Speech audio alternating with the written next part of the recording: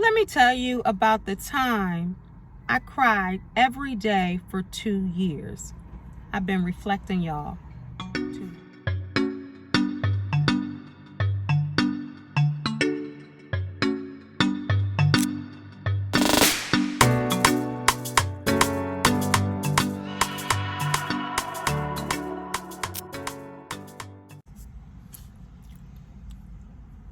All right, y'all, let's talk. Can we talk? Remember Joan Rivers used to say that back in the day? All my old heads know what I'm talking about. So I was sitting here thinking, and I was talking to someone earlier, and I was like, in this chapter of my life, I want to praise and I want to have fun. And then I proceeded to tell them there was a time in my life, and I'm not talking about long time ago either, where I cried for 2 years, every single day. And it wasn't no happy tears. It wasn't like, oh my God, everything is so amazing. I'm just filled and full of joy, so let me cry. No. It was not from a good place. Everything was going awry. When I think about that, and I think about tears and man, oh man. And I'll just say too, also, while you're going through things, or if you have people in your life also that are not conducive to you having happy tears or you being happy, like nobody's responsible for your happiness. Let's just get that out the way. So nobody or one person or one entity on this earth has control over your happiness. Let me just say that. But you do have to have a circle around you that's all on board for your happiness, right? And I can think about a lot of different things that happen over the 2 years that cause tears. And I look now, I don't cry every day. I don't cry every day at all. I can't remember the last time I cried a sad tear. I cried a tear of relief yesterday, a tear of reflection yesterday. But I can't remember when I cried a sad tear. Now, it's been a minute. But I was crying, y'all, every single day for 2 years. Just imagine that. Think about that for a moment. Every day. Now, this is in the midst of me praying, rejoicing, and all of that, knowing that I knew God wouldn't keep me in that space for long. He was growing me. He was stretching me. He was showing me who people are. He was showing me what places were. He was showing me how I need to transform. He was showing me in some cases. How are you going to respond in this? How are you going to react? And then also, I do believe that God was allowing me to release those type of toxins.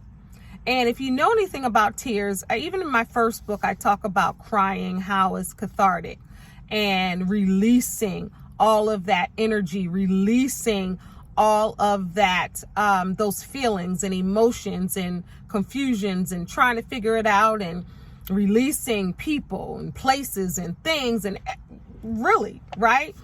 And that's like a stretching moment. That's a moment for you to reevaluate. That's a moment for you to reflect on yourself, the people around you, and your life, and really try to find some meaning. Like, well, what is all of this saying? I'm tired of crying. What is this saying? But the amazing thing about God, right? The amazing thing about people is that even in the midst of my crying and my confusion and sadness and, regret and disappointment and all of these emotions, having fear, whatever it is, right? God, I was still using the gifts that God gave me.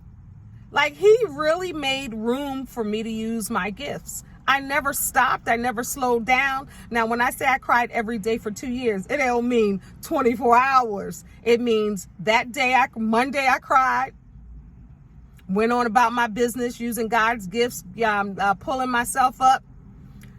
Tuesday I cried, but I still was working and still doing what I need to do. Wednesday I cried. I still was creating. I still was doing this.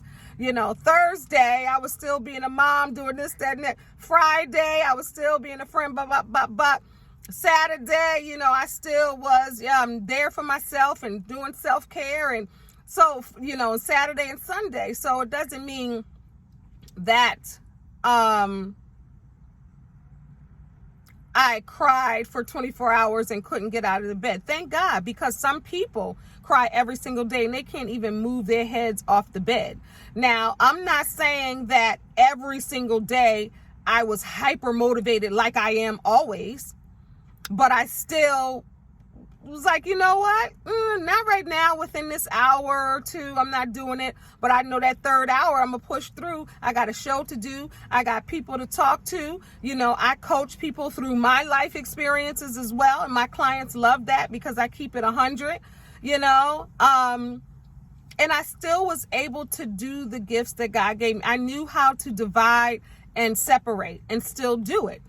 Praying like, okay, God, I'm about to do this show. I just got finished crying. My eyes are puffy. Just got finished arguing with somebody, or just got finished, hearing some bad news or some sad news. But all right, God, let me pray. Let me get it together. Eyes puffy.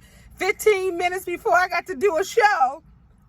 But I do the show and push through. And then I realize when I use my gifts that God gave me, it inspires me like I can't even explain. It inspires me, and totally whatever that was, it's almost like a drug. You know how if you take a drug, and I'm talking about like a Tylenol or something like that, and you had a headache, and then you take the Tylenol or whatever you use, and then your headache subsides and you're able to go on with your whatever.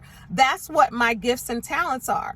Like, I can feel defeated or depleted or whatever that feeling is, and like, oh, I got to do this show. I'm crying like 5 minutes before the show. Somebody is getting ready to come on. Let me get it together. Pray and get it together.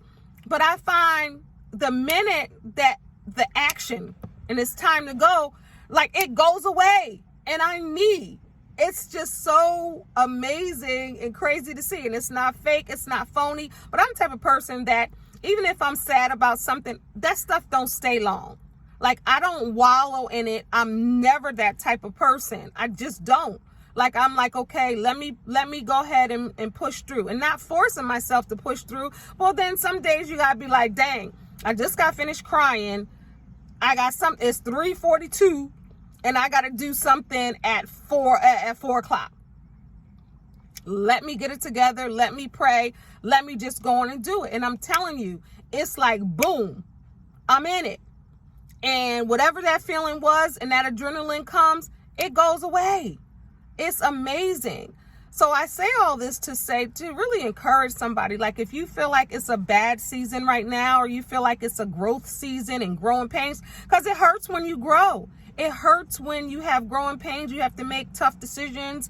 You have to really think and reflect on choices and decisions that you make, or things that happen without even you bringing them on, or they're not warranted, or when you're trying to face something, or you lose something, or you gain something, or you're trying to figure this whole thing out called life, and that's what happens. And you realize like, dang, I've been here all these years on the earth and this ain't never happened to me. I ain't never seen that type of thing happen. I ain't never seen that type of person. I ain't never experienced this type of event. You know, you start being like, dang God, for real? Like right now, all at once. But sometimes it's to really shape you and grow you, right? Everything that happens in your life is to shape you and grow you. And if you're wise enough, you can understand, okay, you know, and that means it's no grudge. There's no sadness. There's no regret or what if or what. It's just like you take it and you learn from it and you grow from it and you see. So God can say, remember you were there and your emotions were there, but now look at you now. You're very clear. You're very decisive when it comes to it. You're really, it's a difference. And I think that's when God tries to take you to the levels. I'm trying to hold this. Wait a minute. Okay. God tries to take you to those levels so you can see like who you are, what you're made of. And then if you're in work like me, you can use this and say, you know what? I was there before. I was crying. I was sad. I was disappointed. I was confused. I was wondering. I was praying. But now look, you can see the evidence of when God is there and he's moving. Now I understand some people, when they're going through it, they cannot get up and do what God's called them to do because the pain or the hurt is so grand, right? I totally get that. But no, if you're not up right now, you will be up. If you're crying right now, those tears will dry up. But allow them to come down your face and don't apologize for crying. Don't apologize for releasing whatever emotion that is, to release that so you can heal that and you can try to understand. And it's about learning and not making some of the same decisions or not thinking the same way or not. It's about growth. And if you can learn from that, then you can heal from that. And if you can heal from that, then you can grow from that. Because it's like what I do here, speaking to you or coaching or speaking to a group in person or whatever I do, and God gets writing. Writing is cathartic. Y'all know my new book is coming out. Excuse me. Your Unhealed is showing, right? And God is just amazing because you can start to see different things like, dang, I don't even know when the last time I cried other than like a movie, or I'm a sap, so I'm a cry, at a movie. My mom used to be like, Kendell, you'll cry at Hallmark commercials because I have a sensitive heart. And I can have compassion and empathy for people, sometimes to a fault, and give people benefit of the doubt and to see. And even in church today, my pastor was saying, and I wrote it down and I talked about this. So it was just like confirmation, even the stuff in my book. Let me see. He said, new influences show new wounds. And he said when he wrote his book, he had insecurity issues, but then he saw that he thought that they went away, but then he realized he was still insecure, but it was just a different level, right? But this is what he said. He said, have compassion for unhealed people. Have compassion for unhealed people. And I think so many times people don't have compassion. They should already know they're doing this. What do you mean? I can do this. I can do that. I can act like this and blah, blah, blah, blah, blah. And they need to push through and get along to get along. No. Everybody doesn't heal at the same pace and course, right? Everybody has to go through different things that causes them to grow in different ways. So if you're out there right now going through it right now, know that it's just a trial. It's a period of time. It's a period of time in that window of growth and healing and understanding and whatever you're going through. And I know that you may feel right now that whatever you're going through is going to be forever, but it's not going to be forever. It's going to be until you get that lesson and you learn something about you and you're able to reflect and be like, okay, God, okay, maybe it was your plan, connect the dots, okay. And it's okay to cry. We're in a society where people be like, man up, you too soft, or you're emotional, or you're this, and they gaslight you to make you think that something is wrong with you because you're shedding a tear, and they're not brave enough to shed a tear or express a feeling and emotion. And that's how people will gaslight you. People grow up maybe with gaslighters. People have friends that are gaslighters or in relationships with that, where they make you feel that you can't cry.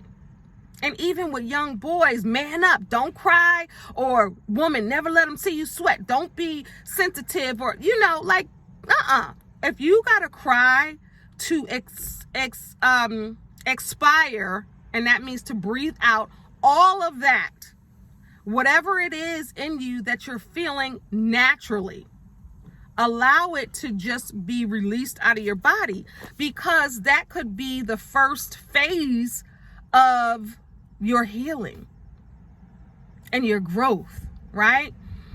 But I just was sitting there thinking, and I was reflecting. I was like, dang, when I said that out my mouth to the person, I was like, dang, I cried every day at one point for something or another. I never had that where I cried every day. Like, I want to change that around and cry happy tears every day, joyful tears every day, and not tears of demise, confusion, shoulda, woulda, couldas, regret, concern, disappointment, worry, whatever those things are. Like, you want to be able to shed the happy ones. And then that's how you can kind of mark your growth. Like, yo, I ain't been feeling that way or crying. I've been feeling peaceful. I've been feeling a relief. I've been feeling clarity. Like, this is amazing. I'm able to really see God and hear God, because when it's confusion, sometimes you can't hear it or see it. Or if there's gaslighting, or if there's, entities saying you shouldn't do this, you shouldn't do that, you shouldn't cry, suck it up. Some people are told that, especially men. But it's beautiful sometimes when you can cry and really shed that. Because imagine the stuff that I was going through if I had not cried, if I had not released whatever that was that needed to be released. Just imagine. What would that be if it's festered in?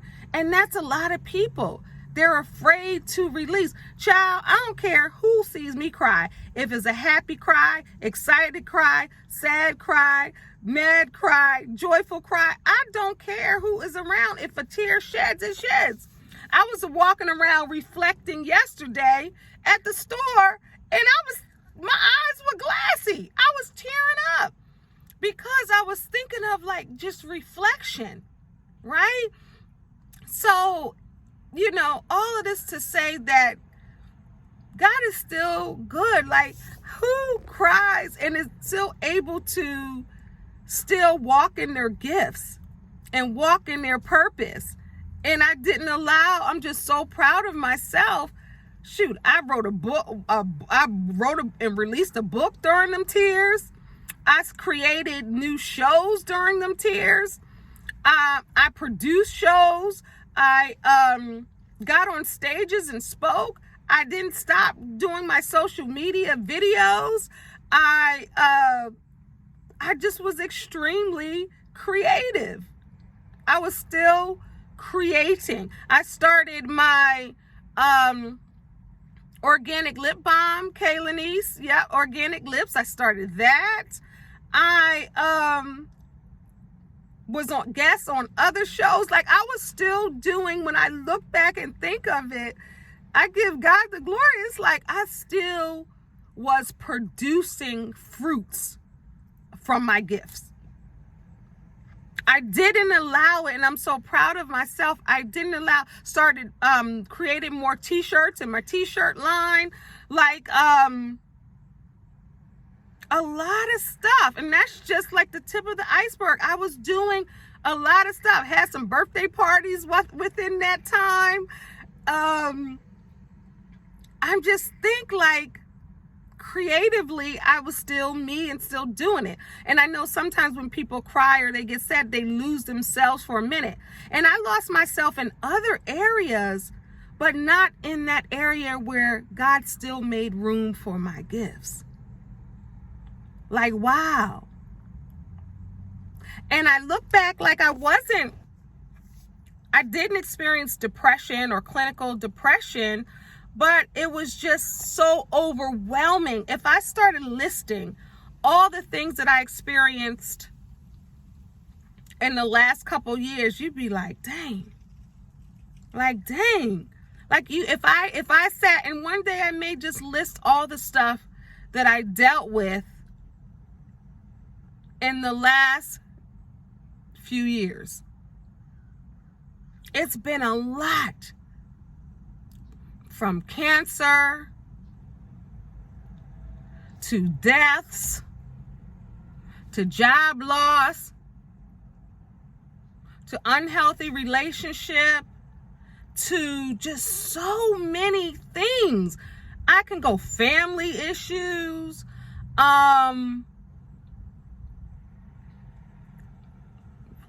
disappointments, just so much. And I'm just like, God, I'm still here and I'm still walking in my purpose. I'm still walking in my gifts and I'm still learning and I'm still growing and I'm guiding people on their healing journey and how to heal. Man, what you say? What you say? Wow. And I ain't done yet. And I'm sure I will have a sad, disappointed tear again in the future.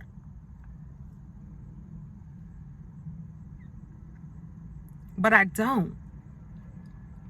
But I know this has been a time of transformation for me, a time of shedding for me. People that I've known for years shedding. Quiet moments alone, having the periods where I'm alone but not lonely because I can hear in clarity. A time of understanding, a time of purpose and growth and healing.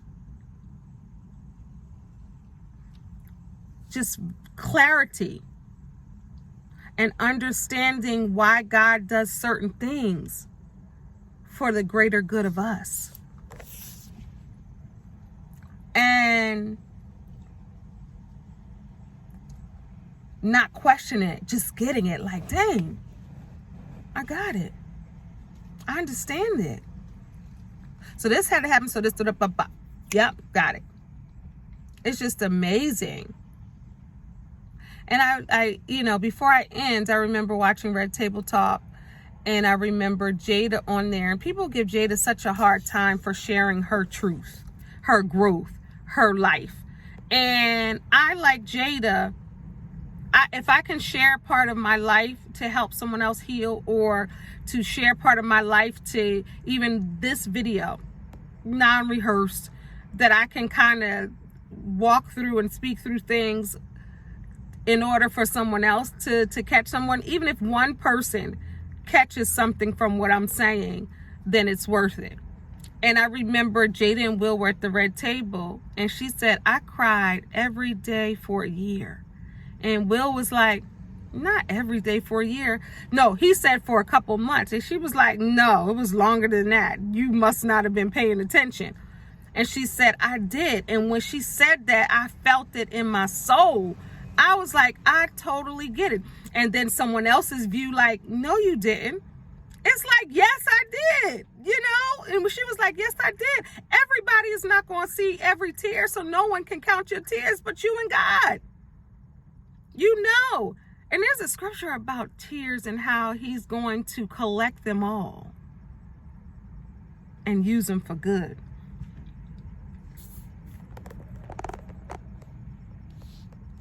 Okay. To collect them all. Like he's going to collect the tears. All right, y'all. I just wanted to come by. If you were crying, allow the tears to fall. Oh, I did cry writing a chapter of my book that's coming out with God. I wasn't even going to write this chapter. And God was like, you got to write this chapter. And it's about, you know, loss. And I don't want to give it away. And I was crying and the tears were wet. And I started talking about, I'll just say my grandfather on one part teared, the keyboards were wet. And I was crying writing that, and it was cathartic. It wasn't sad. It was just like reflective and just like, wow. And kind of sad, you know, kind of, you know, I miss them. You know, that was one part of the tears, but it was a lot. So I can't wait for y'all to get this new book that's coming out. Excuse me. Your Unhealed is showing. And I share parts of my life where it was showing and how I can recognize it in other people.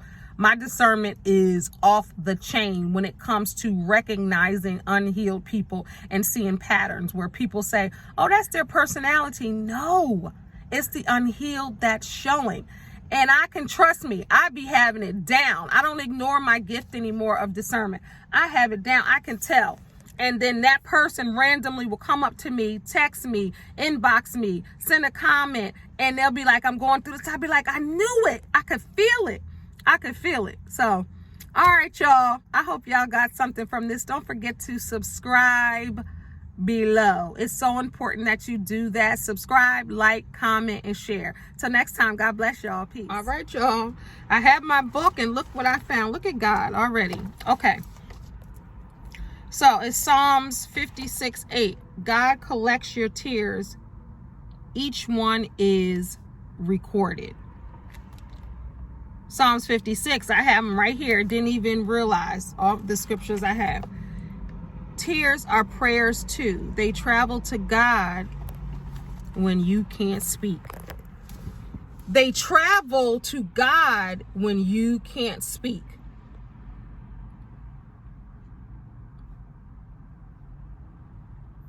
I can't speak right now.